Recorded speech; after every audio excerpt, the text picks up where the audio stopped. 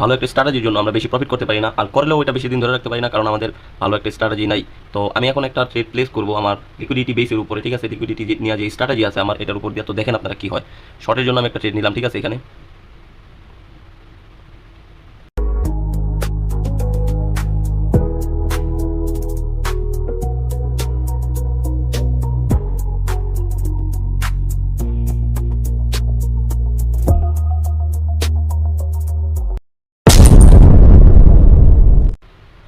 তো এখানে আমাদের TP1 অলরেডি হিট হয়ে গেছে।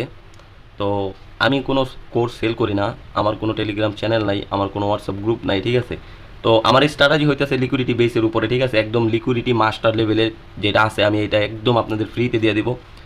জাস্ট আমি কোনো কোর্স সেল করব না, কোনো টেলিগ্রাম চ্যানেলের ভিতরেও না, কোনো হোয়াটসঅ্যাপ গ্রুপের ভিতরেও না, ঠিক আছে? কোনো পার্সোনালভাবেও যোগাযোগ করবেন না।